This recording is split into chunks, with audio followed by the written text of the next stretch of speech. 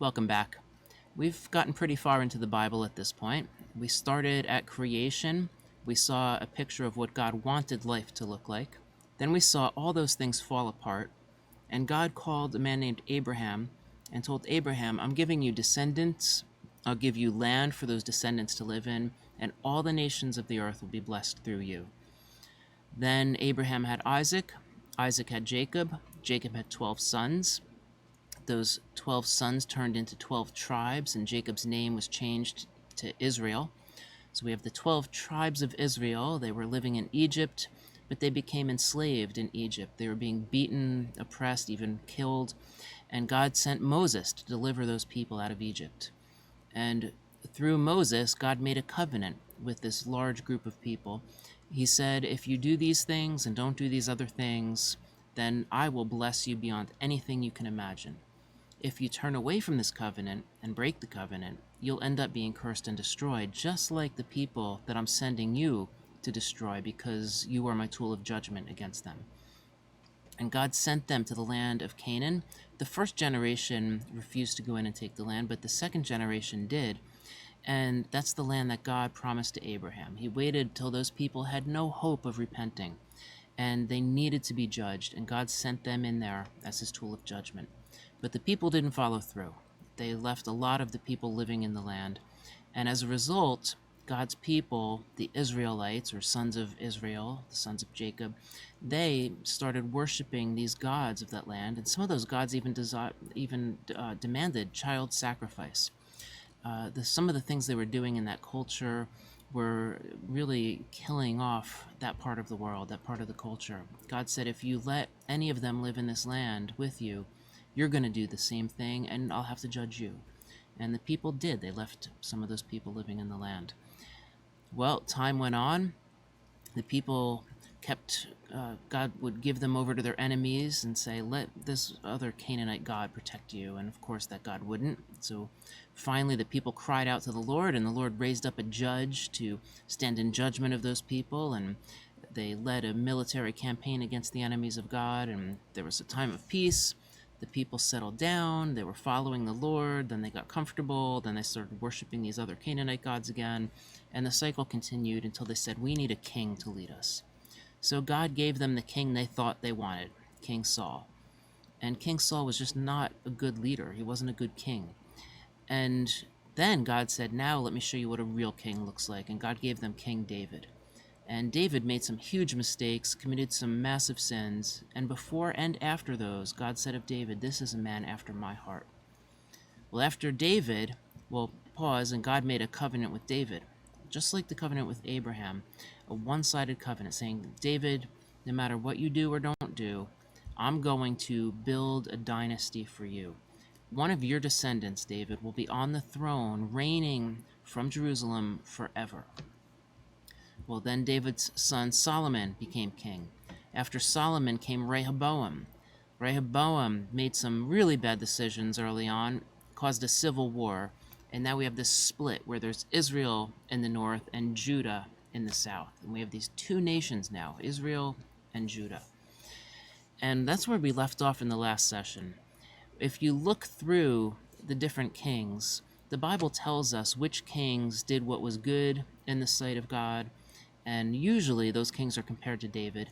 And other kings were told that that king did evil in the sight of the Lord. And some of those kings are also compared to David, saying his heart was not like David's heart. He did this horrible thing and that horrible thing.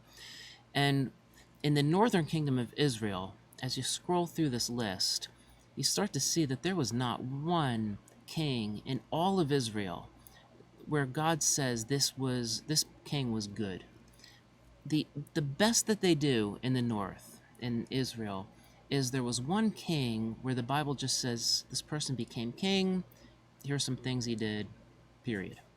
That was the best king the north had. Every other king, the Bible specifically says that king did evil in the sight of the Lord. In the south, they fared a little bit better. There were a few good kings, not very many.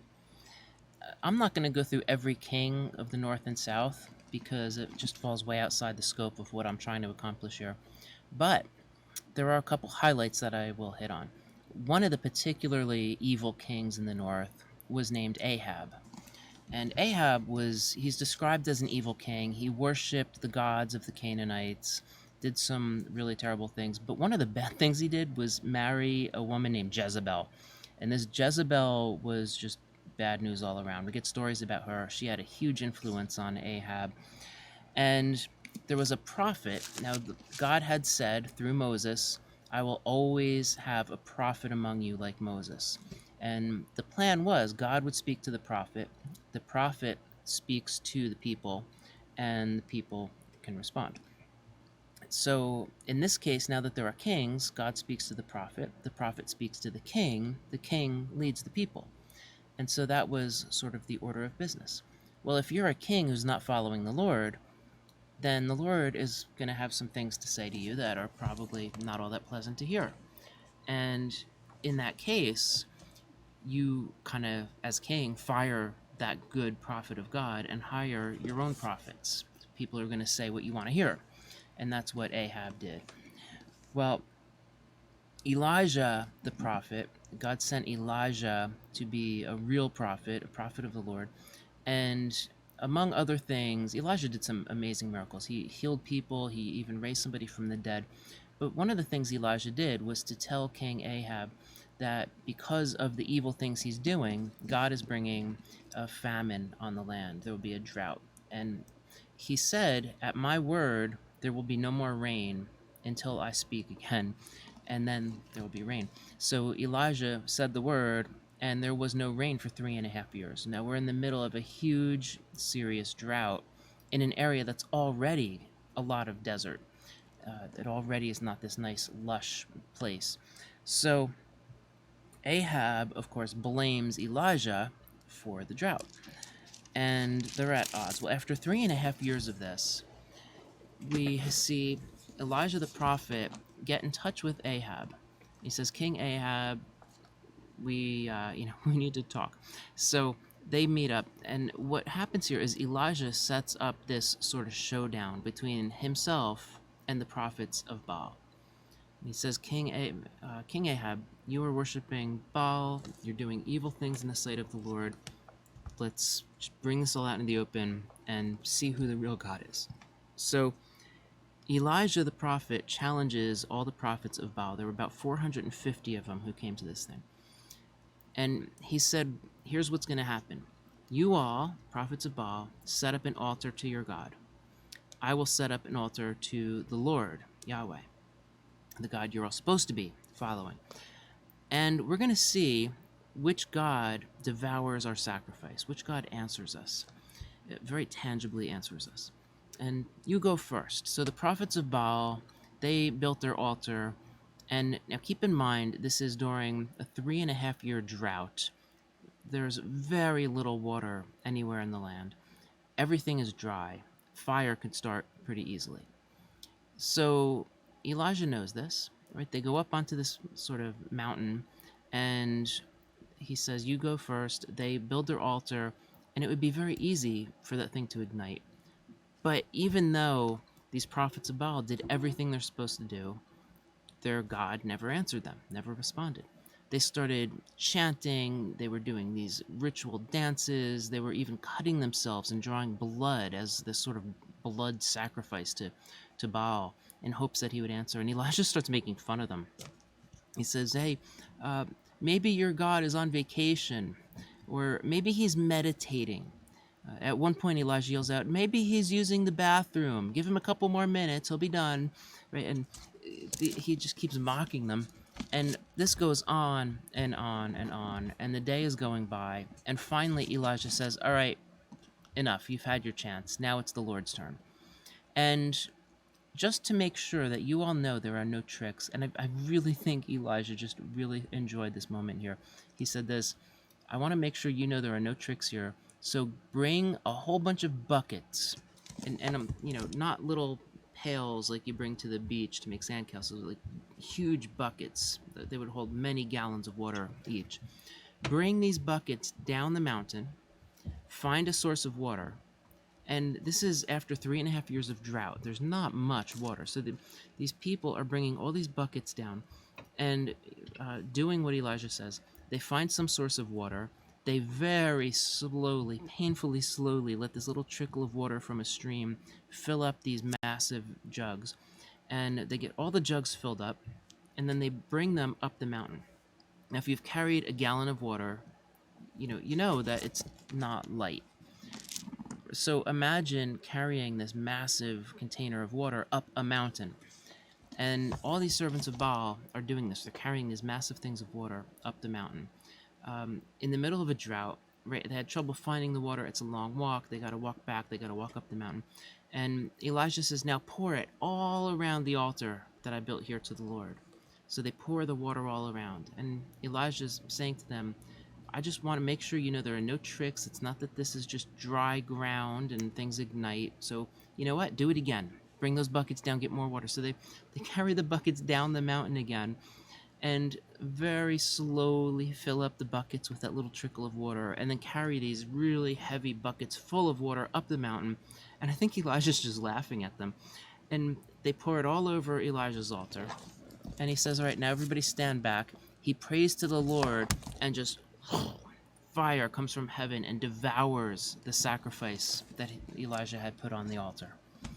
And then he said, now whoever is for the Lord, come over here. Whoever is for Baal, stand there, because you're going to be judged for this. And Elijah and the people that he recruits here, they put to death the prophets of Baal. Well, Jezebel heard about this. This is King Ahab's wife. She heard about this, and she flipped out, and she made a vow, so be it if I don't kill Elijah, I'm not going to eat or drink anything till he's dead. And she meant it, right? She's absolutely furious. She wants Elijah dead now. She wants Elijah dead an hour ago, right? It's just, he will die. Find him, kill him. Well, Elijah hears this, and this great man of faith, and I mean that sincerely, the great man of faith, really genuinely following the Lord, and just saw this huge victory over the prophets of Baal, and saw God tangibly send fire from heaven to devour the sacrifice. He's terrified of Jezebel, and for very good reason, by the way. Jezebel meant every word she said. I will kill that man. So he runs. Elijah runs. And the mountain that they were on, it was in the northern middle part of Israel. Well, Elijah runs, and if the cities that are mentioned here, if I understand where they are accurately, he didn't just run a few miles. He ran, I'm in New Jersey. Israel is about the size of New Jersey. And it would be like running from, I don't know, say like,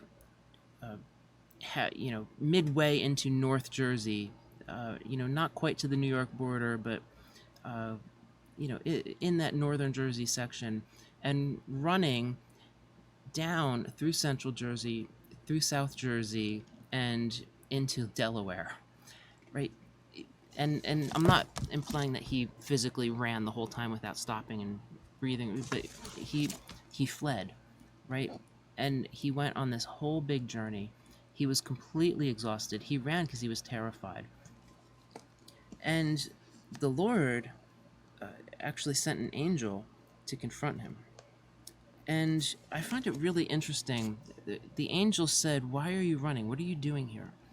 So he went a day's journey into the wilderness. He came and sat down under a juniper tree. This is all, if you're following along, this is in 1 Kings chapter 19. He requested for himself that he might die. Lord, just let me die. He said, it's enough. Now, Lord, take my life. I am no better than my fathers. And he lay down and slept under this juniper tree. And behold, there was an angel touching him. And the angel said, "Hey, wake up, eat." So Elijah looked, and at his head there was a bread cake baked on hot stones and a jar of water. So he ate and drank and lay down again. Right? And I love that. The angel didn't show up and start preaching to him and say, "What's your problem? You just had this huge victory. You've seen the Lord is alive. You know the Lord protects you. What's your deal?" He just said, "Hey, you need food and water. Get up, eat, drink some water." And the angel of the Lord came a second time after Elijah lay down and touched him and said, "Hey, get up and eat. The journey is too great for you." So finally, Elijah got up and ate and drank, and he went in the strength of that food for 40 days and 40 nights to Horeb, the mountain of God. And Horeb is way down south of Israel. Not the southern part of Israel, but south below the southern part of Israel. So Elijah came to a cave, and he just stayed there. And the word of the Lord came to him there. And he said, "What are you doing here, Elijah?" And I'm fascinated by this response. Elijah said to the Lord, "I've been very zealous for Israel. I've been very zealous for the Lord, the God of hosts, for the sons of Israel have forsaken your covenant. They've torn down your altars and killed your prophets with the sword, and I alone am left, and they seek my life to take it away." Well, the Lord and Elijah have a conversation, really important conversation. After the conversation, though, the Lord again says, "What are you doing here, Elijah?" And here's Elijah's response. Elijah said, "I have been very zealous for the Lord, the God of hosts, for the sons of Israel have forsaken your covenant, torn down your altars, and killed your prophets with the sword, and I alone am left, and they seek my life to take it away." Right? Sound familiar? It's pretty much word for word what Elijah said the first time. And here's what's happening, right? Elijah did this huge, incredible thing for the Lord, and then Jezebel decided she wants him dead. Elijah heard this and ran, terrified. "I'm going to die." And it's as though in the back of his head, Jezebel is going to kill me and the Lord isn't doing anything to stop it. I'm going to die. The Lord is, behind this. The Lord's forsaken me. Right? He had all these emotions going through his head. And have you ever been just so angry with someone that you rehearse in your head, if I see that person, here's what I'm going to say. And, it's this sort of monologue in your head that you just repeat over and over. And then the person shows up and you have this whole speech memorized and you just unleash it. That's exactly what Elijah, the prophet, was doing to God. He had this whole speech memorized in his head. He had repeated it the whole way from the northern part of Israel all the way down to Mount Horeb. And when God said, "What are you doing here?" Elijah just let him have it. And then later on, God said again, "What are you doing here?" And Elijah said, word for word, the same thing. He was so angry with the Lord. Just let the Lord have it. Right, well, in between those two conversations, I mentioned a really important thing happened. So in between those two conversations, Elijah was in a cliff in the rocks, just staying there for protection. Now, the general belief, the general worldview is this: there are lots of gods, and each god is responsible for something. Each god does certain things. There are gods of the Nile who make the Nile River flow, and other gods who make the Nile River flood every year to fertilize the land, and gods who make the crops grow. There are gods of thunder. There are gods of earthquakes. There are gods of fire. There are gods of everything. And when Moses was in this cliff, the Lord said to him, "Go stand on the mountain before the Lord." And behold, the Lord was passing by, and a great and strong wind was rending the mountains and breaking in pieces the rocks before the Lord. Now, what kind of strong wind could break rocks off of mountains? Right? It sounds like a tornado. But Elijah saw this, but the Lord was not in the wind. Then, after the wind, there was an earthquake, but the Lord was not in the earthquake. After the earthquake, a fire, but the Lord was not in the fire. And after the fire, right, so there's this progression going on. One of the things God's doing here with Elijah is saying, about all these other gods. There are gods of earthquakes, there are gods of wind, there are gods of storms, there are gods of fire, gods of everything. And the Lord is showing Elijah, I can make a tornado that can tear rocks off this mountain. But I am not there. The Lord is saying to Elijah, I'm not in that tornado. I'm not in that wind. I can make an earthquake, and there was an earthquake. And the Lord is saying to Elijah, I'm not that.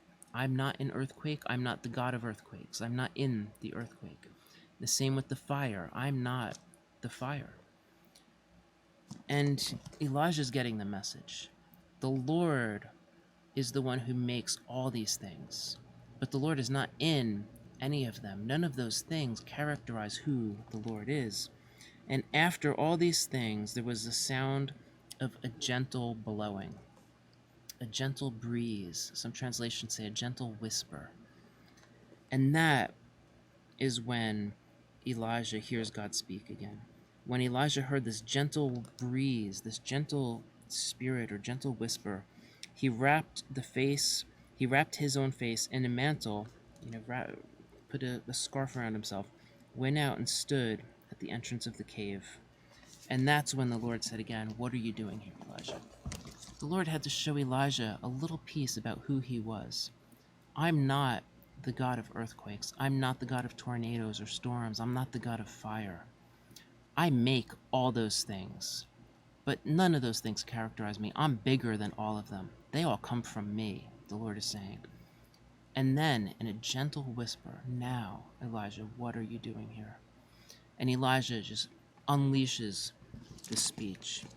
And God responds by basically saying, "Elijah, I hear you. You're exhausted." Elijah had asked to die. And God said, "You're exhausted. And you're done. I understand. But, Elijah, there are still a few things I need you to do. Go do them. And one of those things is to find your replacement. And then I will take you to rest." Well, Elijah ends up going out and finding another man named Elisha, who would be the next prophet, the sort of the next Elijah in a sense. And he trains Elisha. And then we'll look at this in the next session, but God honors Elijah's request. He doesn't kill Elijah. Elijah said, "Just kill me, just let me die." And that's not what God does. God does something even far more awesome for him. He says, "Elijah, I'm not just going to step on you and crush you." No. Instead, the Lord took Elijah and snatched him away into the heavens. And according to Scripture, there are two people that we know of in Scripture who never experienced human death. Elijah was one of them. So this extremely powerful story showing how evil Israel had become, and we follow with other stories about Judah being every bit as evil, and yet God is being faithful to his own people.